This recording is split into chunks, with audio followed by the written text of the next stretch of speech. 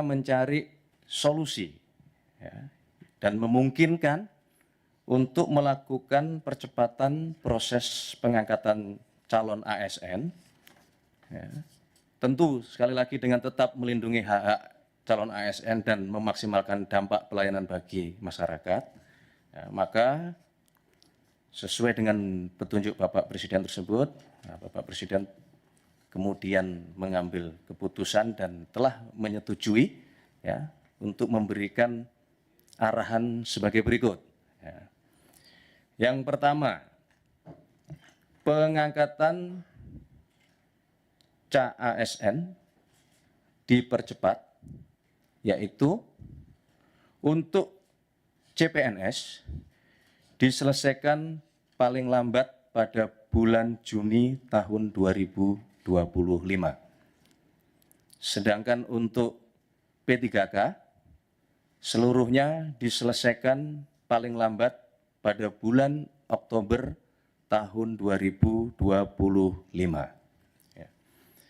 Penyelesaian pengangkatan ini agar ditindaklanjuti dan dilakukan sesuai dengan kesiapan masing-masing kementerian, masing-masing lembaga maupun masing-masing pemerintah daerah dan instansi terkait.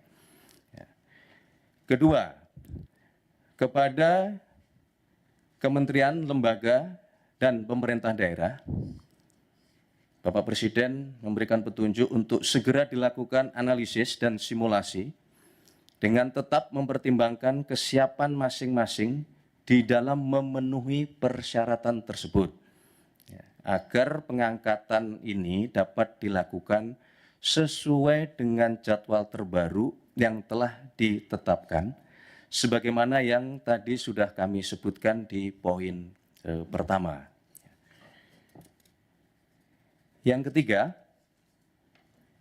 Bapak Presiden menegaskan kepada seluruh kementerian, lembaga maupun pemerintah daerah untuk terus menjaga nilai-nilai meritokrasi dalam pelaksanaan manajemen ASN kita.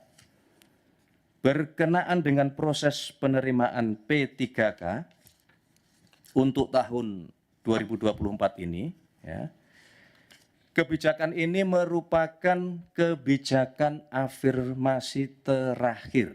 Ya, kami ulangi, ya, untuk proses penerimaan P3K tahun 2024 ini, ya, kebijakan ini merupakan kebijakan afirmasi terakhir. Sehingga diharapkan selanjutnya pengangkatan ASN dilakukan melalui jalur rekrutmen normal sesuai dengan peraturan perundang-undangan dan tentunya sesuai dengan kebutuhan. Keempat, berkaitan dengan proses rekrutmen pengangkatan ASN, Bapak Presiden menekankan bahwa proses tersebut janganlah, saya ulangi, bukanlah mengenai membuka lapangan pekerjaan, ya, akan tetapi dilakukan dalam rangka memastikan kebutuhan pelayanan bagi masyarakat dapat berjalan dengan optimal dan memberikan manfaat yang sebesar-besarnya bagi